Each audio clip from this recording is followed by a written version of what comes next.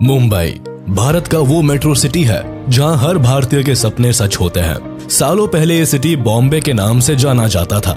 हालांकि बॉम्बे से मुंबई तक के सफर में ये शहर काफी रोमांचक इतिहास समेटे हुए है। आपको जानकर हैरानी होगी कि भारत का कमर्शियल एंड फाइनेंशियल कैपिटल कहे जाने वाला ये शहर एक समय पर दहेज के रूप में एक विदेशी राजा को शादी के दौरान दे दिया गया था। सपनों की नगरी कहे जाने वाले इस शहर ने सदियों से कई बदलाव देखे। आज आपको मुंबई का जो चेहरा देखने को मिलता है ये हमेशा से वैसा नहीं था, बल्कि ये तो 7 आइलैंड में बटा हुआ आर्किपेलागो था, जिसे आर्किपेलागो ऑफ 7 आइलैंड्स के नाम से जाना जाता था। आखिर कैसे ये आइलैंड्स मिलकर एक शहर बने, किसने इस पोर्ट टाउन को बसाया और आखिर बॉम्बे मुंबई कैसे बना। सिविलाइजेशन की बात करें तो इंडिजीनियस ट्राइब स्टोन एज से ही इन सभी आइलैंड्स पर रहा करते थे। कोलिस एंड आगरी नाम के ट्राइबल्स यहाँ के सबसे अर्लीस्ट नोन सेटलर्स थे। दरअसल सदियों पहले बॉम्बे शहर था ही नहीं, बल्कि ये जगह कई आइलैंड्स में बटा हुआ था। इस जगह पर बॉम्बे, कोलाबा, लिटिल कोलाबा, मजगांव, परेल, वर्ली और माहिम नाम के 7 अलग अलग आइलैंड्स हुआ करते थे।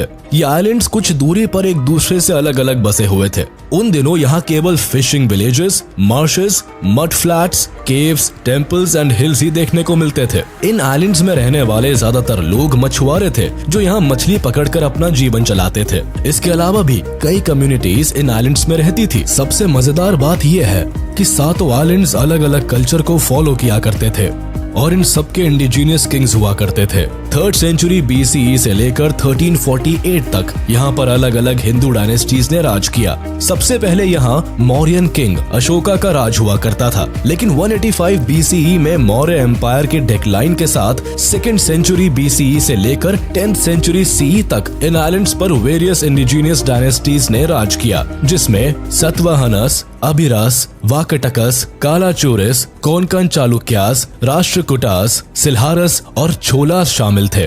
1348 में दिल्ली सल्तनत ने इन सभी आइलैंड्स पर कब्जा कर लिया और यहीं से हिंदू रूलर्स की संप्रभुता भी समाप्त हो गई। 1348 से लेकर 1391 तक यहाँ पर दिल्ली सल्तनत का कंट्रोल रहा और इसी दौरान नजीरुद्दीन मोहम्मद बिन तुगलक, जो कि दिल्ली सल्तनत के सुल्तान थे, उन्होंने जाफर खान को गुजरात का गवर्नर बना दिया था। जल्दी ही 1398 में जब तुगलक डायनेस्टी कमजोर हो गई, तब जाफर खान ने मौके का फायदा उठाते हुए अपनी गुजरात सल्तनत की नींव डाल दी। इसी पावर शिफ्ट के साथ बॉम्बे भी अब गुजरात सल्तनत का हिस्सा बन गया। वैसे तो कहने को पोर्चुगीज 1509 में ही बॉम्बे पहुंच गए थे, लेकिन इन्हें बॉम्बे को पूरी तरह हासिल करने में 2 दशक तक का समय और लगा। 1534 में बॉम्बे पूरी तरह से पोर्चुगीज के कब्जे में आ गया। हालांकि पोर्चुगीज ने बॉम्बे पर ज्यादातर एग्रीकल्चरल एंड रिलीजियस डेवलपमेंट्स ही किए, तब भी इन्होंने शहर के चारों ओर रोड, कॉजवेज एंड कई फोर्ट्स का निर्माण किया, जिसमें Bombay castle, Bandra fort and mud fort जैसे कई किले भी शामिल है, जिससे इन आइलैंड्स में कम्यूट करना काफी इजी हो गया। पोर्चुगीज ने लगभग 1 सेंचुरी तक यहाँ राज किया और आखिरकार एक मैरिज ट्रीटी में पोर्चुगीज किंग जॉन 4 ने अपनी बेटी की शादी करते वक्त ये आइलैंड्स ब्रिटिश किंग चार्ल्स 2 को दहेज में दे दिया।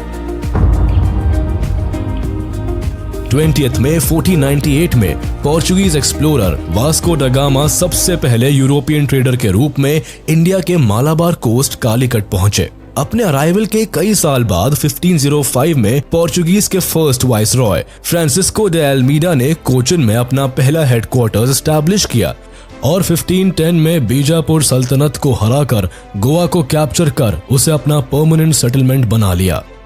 पोर्चुगीज का भारत में आना इन सभी आइलैंड्स को पूरी तरह से बदल कर रखने वाला था। सबसे पहले दिसंबर 1508 में Portuguese viceroy Francisco de Almeida Cannanore से दियो तक के अपने अभियान के दौरान बॉम्बे पहुंचते हैं। इन्होंने अपने शिप को बॉम्बे आइलैंड के किनारे लगाया। बॉम्बे का अरेबियन सी से लगे होने की वजह से अल्मीडा को ये जगह काफी पसंद आई। अल्मीडा इन पोर्ट्स को देखकर इतने खुश हुए कि इन्होंने इस पोर्ट का नाम बॉम्बाहिया दिया, जिसका मतलब था गुड बे। बाद में ये सभी आइलैंड्स बॉम्बाहिया के नाम से पॉपुलर होने लगे। जब 1661 में ब्रिटिश क्राउन ने इन सभी आइलैंड्स पर अपना कब्जा जमाया, तब इसका नाम बदलकर बॉम्बे कर दिया। धीरे धीरे इन सारे आइलैंड्स को बॉम्बे नाम से बुलाया जाने लगा। हालांकि अल्मीडा ने यहाँ 1508 में ही विजिट कर लिया था, लेकिन पोर्चुगीज को बॉम्बे तक आने में 1 साल का समय लग गया। दरअसल बॉम्बे आइलैंड्स उन दिनों सुल्तान बहादुर शाह, जो कि गुजरात सल्तनत के किंग थे, उनके अंडर आता था, इसलिए पोर्चुगीज यहाँ सीधे तौर पर नहीं आ सके। हालांकि पोर्चुगीज लगातार गुजरात सल्तनत के साथ कॉन्फ्लिक्ट्स में थे।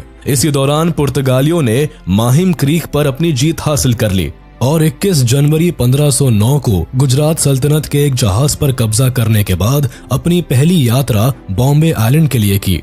लेकिन इससे उन्हें कोई खास सफलता नहीं मिली, क्योंकि बहादुर शाह ने इन आइलैंड्स को फिर से रिकैप्चर कर लिया था। लगातार हो रहे कॉन्फ्लिक्ट्स के बावजूद पोर्चुगीज ने 1526 में बसाइन, जिसे अब वसई के नाम से जाना जाता है, वहां अपनी पहली फैक्ट्री खोली। इन दिनों बहादुर शाह ने इन आइलैंड्स में इस्लाम को काफी प्रचलित किया था, लेकिन वो लगातार मुगल मराठा वॉर्स में फंसे रहते थे, जिसकी वजह से उनका इन्फ्लुएंस इन आइलैंड्स में काफी कम हो गया था। पोर्चुगीज इस मौके की तलाश में काफी दिनों से थे और अब उन्हें ये मौका मिलने ही वाला था। 1528 से 1529 के दौरान पोर्चुगीज गवर्नर लोपो वास डे सैम्पायो ने गुजरात सल्तनत से फोर्ट ऑफ माहिम को छीन लिया। इस वक्त तक मुगल एम्परर हुमायूं भी मुगल एम्पायर को बढ़ाने में जुटा हुआ था। गद्दी संभालते ही उसने अपना रुख बिहार और गुजरात की तरफ कर लिया। बहादुर शाह को एहसास होने लगा था कि जल्द ही हुमायूं अब गुजरात को उससे छीन लेगा। दिन ब दिन बहादुर शाह का ये बढ़ता हुआ डर उन्हें पोर्चुगीज से दोस्ती करने पर मजबूर करने लगा। लेकिन पोर्चुगीज के एम्बिशन कुछ और ही थे। एक साइड जहां बहादुर शाह की हुमायूं से इनसिक्योरिटीज बढ़ती ही जा रही थी, तो वहीं दूसरी ओर पोर्चुगीज ने बहादुर शाह के इस डर का फायदा उठाया। पोर्चुगीज ने हुमायूं के अटैक से गुजरात सल्तनत को बचाने और उनका साथ देने के बदले 23 दिसंबर 1534 को बहादुर शाह के साथ ट्रीटी ऑफ बसाइन को साइन किया। इस ट्रीटी के तहत बहादुर शाह ने 7 आइलैंड्स ऑफ बॉम्बे एंड बसाइन को पोर्चुगीज को सौंप दिया और इसी के साथ बॉम्बे एंड बसीन पर से गुजरात सल्तनत का एंड हो गया। दूसरी कई यूरोपियन पावर्स इंडिया में पोर्चुगीज के स्पाइस ट्रेड मोनोपोली को खत्म करना चाहते थे, इसीलिए वो लगातार भारत में मुगल एम्परर से बिजनेस करने की मंजूरी मांग रहे थे। वहीं दूसरी ओर पोर्चुगीज मुगल किंग को काफी ज्यादा टैक्स देते थे, जिसकी वजह से ये राजा दूसरे यूरोपियन ट्रेडर्स को कोई मौका नहीं दे रहे थे। इसी दौरान 1612 में ईस्ट इंडिया कंपनी ने सूरत के स्वाली में अपने शिप्स को लगाया और यहाँ के गवर्नर से ट्रेड करने की मंजूरी मांगी, लेकिन बदले में उनके 2 ट्रेडर्स को गिरफ्तार कर लिया गया, जिसके बाद पोर्चुगीज और ब्रिटिश ईस्ट इंडिया कंपनी के बीच में यहाँ एक बैटल हुई, जिसमें ईस्ट इंडिया कंपनी जीत गई। इस बैटल को बैटल ऑफ स्वाली कहा जाता है, जिसमें पहली बार पोर्चुगीज को किसी दूसरी यूरोपियन कंपनी ने हराया था।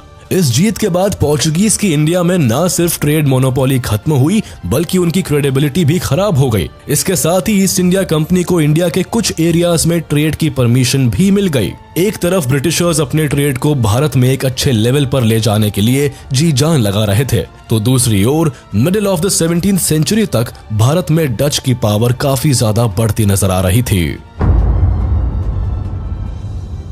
धीरे धीरे अब ईस्ट इंडिया कंपनी भारत में अपने पांव फैलाने लगी। इधर पोर्चुगीज का वर्चस्व भी भारत से कम होता जा रहा था। ब्रिटिशर्स इस बात को बहुत अच्छी तरह जानते थे कि अगर उन्हें भारत में ट्रेड करना है तो जल्दी ही उन्हें सारे कोस्टल एरियाज में अपना कंट्रोल स्टैब्लिश करना होगा। हालांकि उन दिनों ईस्ट इंडिया कंपनी अपना ट्रेड मेनली पटना, सूरत, कोलकाता और गुजरात में ही कर रही थी, लेकिन दूसरी कंट्रीज को भारत में आने से रोकने के लिए उन्हें वेस्टर्न कोस्ट को भी सुरक्षित करना था। बॉम्बे आइलैंड्स भी इंडिया के वेस्टर्न कोस्ट में ही था, जहां अरेबियन सी के रास्ते थे। दूसरे कंट्रीज के ट्रेडर भारत की तरफ आ सकते थे। ईस्ट इंडिया कंपनी किसी भी हाल में किसी और को भारत पर अपना राज जमाने नहीं देना चाहती थी, जिस कारण ईस्ट इंडिया कंपनी के सुझाव पर ब्रिटिश एम्पायर की सूरत काउंसिल ने बॉम्बे को पोर्चुगल के किंग जॉन 4 से एक्वायर करने के बारे में सोचा। इस सोच को हकीकत में लाने के लिए ब्रिटिशर्स ने पोर्चुगीज के सामने मैरिज का प्रपोजल पेश किया, जिसमें British king Charles second of England और Portuguese princess Catherine of Braganza, जो कि पोर्चुगीज किंग जॉन 4 की बेटी थी, उनकी शादी का प्रपोजल दिया गया। ये शादी कम और स्ट्रेटेजिक अलायंस ट्रीटी ज्यादा लगती थी, जिसके प्रपोजल में शर्तों की एक लिस्ट थी। इन्हीं शर्तों में से एक शर्त ये थी कि पोर्चुगीज को बॉम्बे के 7 आइलैंड्स को शादी में गिफ्ट के तौर पर इंग्लैंड को देना होगा। शादी का यह प्रपोजल 1661 में ही ब्रिटिशर्स ने पोर्चुगीज को दे दिया था, लेकिन पोर्चुगीज के कई मिनिस्टर्स इस बात के खिलाफ थे। इसके अलावा प्रिंसेस भी इस शादी को मानने से इनकार करती रही, क्योंकि उन्हें किंग ऑफ इंग्लैंड के कई रिश्तों से ऐतराज था। लेकिन डचेस का बढ़ता इन्फ्लुएंस अब पोर्चुगीज को डराने लगा था। 16th सेंचुरी के अंत में डचेस इंडियन ओशन में पोर्चुगीज की मोनोपोली को चैलेंज करने लगे। उन्होंने वो बिजनेस जिस पर पोर्चुगीज का एकाधिकार था वो उनसे छीनने लगे। अब डचेस भारत के अलावा दूसरे ईस्टर्न देशों में भी घुसने लगे और मसाले, सिल्क और गोल्ड का बिजनेस करने लगे। देखते ही देखते उन्होंने पोर्चुगीज के बिजनेस को तेजी के साथ छीनना शुरू कर दिया। 17th सेंचुरी के एंड तक तो नीदरलैंड्स यूरोप का सबसे धनी देश बन गया। डचेस के इस बढ़ते कॉलोनाइजेशन को देखकर पोर्चुगीज अब डर गए। उन्हें ब्रिटिश ईस्ट इंडिया कंपनी से दोस्ती करने में अपना फायदा दिखने लगा। उन्होंने सोचा कि अगर ब्रिटिश क्राउन से संबंध अच्छे हो जाए तो डचेस को भारत में आने से रोका जा सकता है। इसी बात को मद्देनजर रखते हुए वो भी मैरिज ट्रीटी पर अग्री हो गए। फिर 1668 में ये शादी हुई और शादी के बाद 27 मार्च 1668 को बॉम्बे आइलैंड्स पर इंग्लैंड का राज हो गया। अब पोर्चुगीज के लिए ऐसा करना कोई बड़ी चीज नहीं थी। उन्होंने बॉम्बे का वो उभरता भविष्य नहीं देखा था जो ब्रिटिशर्स देख पा रहे थे। इस कारण शादी का प्रस्ताव मानते हुए दोनों देशों के बीच रिश्ते कामयाब रहे और दहेज में बॉम्बे इंग्लैंड के किंग को सौंप दिया गया। इंग्लैंड के राजा चार्ल्स II को डाउरी में बॉम्बे आइलैंड्स के अलावा मोरक्को के पोर्ट ऑफ टैंजियर को भी गिफ्ट किया गया था। इसके साथ ही ब्रिटिशर्स को ब्राजील और पोर्चुगीज ईस्ट इंडीज में ट्रेडिंग की भी इजाजत मिली। पोर्चुगल में रहने वाले इंग्लिश रेजिडेंट्स को रिलीजियस एंड कमर्शियल फ्रीडम दी गई और शादी पूरी होने के साथ ही करीब 2 मिलियन पोर्चुगीज क्राउन्स भी इंग्लैंड को दिए गए। बॉम्बे उस समय ईस्ट इंडिया कंपनी के लिए काफी इंपॉर्टेंट था, जिसकी कई वजह थी। ईस्ट इंडिया कंपनी बॉम्बे के जरिए आराम से अपने गुड्स को इम्पोर्ट एंड एक्सपोर्ट कर सकते थे और आने वाले समय में वो अपने ट्रेडिंग सेंटर को गुजरात के सूरत से बॉम्बे शिफ्ट करने वाले थे। इस आइलैंड की इंपॉर्टेंस को समझते हुए ईस्ट इंडिया कंपनी हर हाल में इसे हथियाना चाहती थी, जिस कारण कंपनी ने किंग से आइलैंड की मांग की और किंग ने 27 मार्च 1668 को केवल 10 पाउंड एनुअल रेंट के तौर पर ईस्ट इंडिया कंपनी को ये आइलैंड लीज पर दे दिया। ईस्ट इंडिया कंपनी ने बॉम्बे को अपने हाथ में लेते ही इसके रंग ढंग बदलने शुरू कर दिए। सबसे पहले कंपनी ने यहाँ की डेवलपमेंट पर ध्यान देते हुए कई चेंजेस करने शुरू किए। ब्रिटिशर्स ने यहाँ कई कुएं, वेयर हाउसेस और कस्टम हाउसेस बनवाए। इसके अलावा ब्रिटिशर्स ने बॉम्बे कासल के आसपास फोर्टिफिकेशंस भी करवाए और एक सिविल कोड भी बनवाया। बॉम्बे का पहला governor English east India company के प्रेसिडेंट जॉर्ज ऑक्सेंडेन को बनाया गया। डेवलपमेंट और एडमिनिस्ट्रेशन के काम के साथ कंपनी ने यहाँ अपने बिजनेस को भी तेजी से स्प्रेड करना शुरू कर दिया। लेकिन बॉम्बे में बिजनेस को बढ़ाने के लिए पहले इस जगह को फर्दर डेवलप करने की जरूरत थी। उस समय आइलैंड पर हेल्थ फैसिलिटीज ना के बराबर थी और इसी वजह से यहाँ काफी बीमारियां फैलती रहती थी, जिस कारण लोगों का यहाँ काम करना काफी मुश्किल था। इस प्रॉब्लम को टैकल करने के लिए ब्रिटिशर्स ने यहाँ कई हॉस्पिटल्स और मेडिकल ट्रीटमेंट की फैसिलिटीज अवेलेबल करवाई। मेडिकल फैसिलिटीज के चलते बॉम्बे की पॉपुलेशन में काफी सुधार देखा गया। 1661 से 1675 के बीच बॉम्बे की पॉपुलेशन में बढ़ोतरी देखी गई और जो पॉपुलेशन एक समय पर केवल 10,000 थी, वो मेडिकल ट्रीटमेंट के चलते 60,000 के करीब आ गई। मेडिकल की प्रॉपर फैसिलिटीज और पॉपुलेशन ग्रोथ के कारण यहाँ ट्रेड करना भी आसान हो गया और इंडिया और ब्रिटिश मर्चेंट्स के अराइवल के साथ ही 17th सेंचुरी के एंड तक बॉम्बे में ट्रेड का डेवलपमेंट भी देखने को मिला।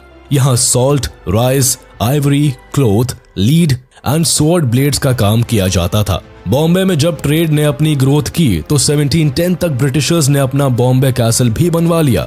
इस कैसल की मदद से ब्रिटिशर्स यहाँ 24 घंटे आसपास के एरियाज में नजर रखने लगे, जिसका फायदा ये हुआ कि आइलैंड पर यूरोपियन पायरेट्स और मराठास के सी अटैक्स काफी कम हो गए।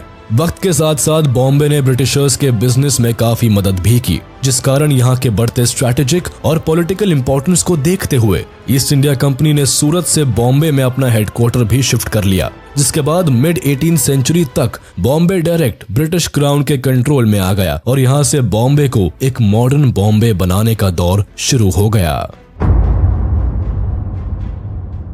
1782 में विलियम हॉर्नबी बॉम्बे के गवर्नर बनते हैं। उन दिनों बॉम्बे 7 अलग अलग आइलैंड्स में बटा हुआ था, जो कि कई कारणों से विलियम हॉर्नबी को बॉदर करने लगा था। इसी वजह से उन्होंने एक ऐसे प्रोजेक्ट को शुरू किया जो कि अब बॉम्बे को हमेशा के लिए बदलने वाला था।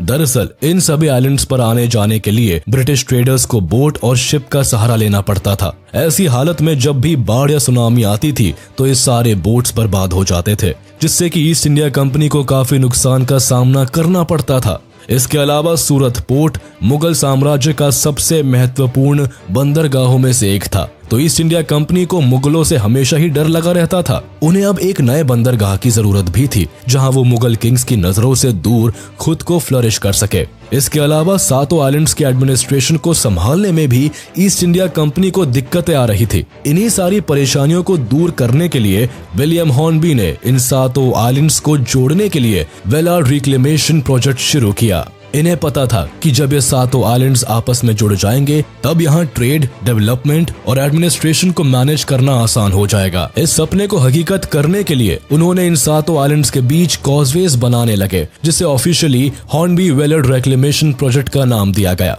इस प्रोजेक्ट का मकसद था कि सातों आइलैंड्स के बीच की दूरी को मलबों से भरकर जोड़ दिया जाए। सातों आइलैंड्स को जोड़ने का ये प्रोजेक्ट 1782 में शुरू हुआ और 1845 में आकर खत्म हुआ। इस तरह हमें वो बॉम्बे शहर मिला जिसे आप आज मुंबई के नाम से जानते हैं। अब जब सातों आइलैंड्स को जोड़ दिया गया तो ब्रिटिशर्स ने भारत को लूटने के लिए एक अलग से पोर्ट विकसित कर लिया। कॉजवेज बनने के साथ ही बॉम्बे में अब फैक्ट्रीज लगने लगी। इन फैक्ट्रीज में ब्रिटिशर्स भारत के कच्चे माल को स्टोर किया करते थे और सीधे यही से सारा सामान इंग्लैंड भेज दिया जाता था। इसी तरह इंग्लैंड से आए फिनिश गुड्स को यहीं से पूरे देश में बेचने के लिए ले जाया जाता था। यहाँ फैक्ट्रीज बनाने के लिए ब्रिटिशर्स को चीप लेबर की जरूरत थी, इसलिए उन्होंने बाहरी राज्यों से लोगों को लाना और यहाँ बसाना शुरू कर दिया। देखते ही देखते ये शहर अब कलकत्ता की बराबरी करने लगा था और कुछ समय में ही ब्रिटिश ईस्ट इंडिया का भी फाइनेंशियल कैपिटल भी बनने वाला था। लेकिन अब भी यहाँ सड़कों की कमी थी, जिसकी वजह से ईस्ट इंडिया कंपनी ने अपने ट्रेड को और अच्छी तरह से ऑपरेट करने के लिए यहाँ कई सड़कें बनवाई। देश के कोने कोने से कच्चे माल, मेटल्स, मसालों और सिल्क को तेजी के साथ पहुंचाने के लिए 1845 आते आते ब्रिटिश ने इंडिया में रेलवे सर्विसेज भी शुरू कर दी थी। क्योंकि बॉम्बे ब्रिटिश इंडिया के फाइनेंशियल हब के रूप में उभर गया था, तो यहाँ एलीट क्लास के ऑफिसर्स और लोग भी रहा करते थे। इन्हीं लोगों को फैसिलिटेट करने के लिए ब्रिटिशर्स ने भारत में पहली बार पैसेंजर ट्रेन भी बॉम्बे में ही चलाई थी। 1853 में ये ट्रेन बोरी बंदर से थाने के बीच चलाई गई।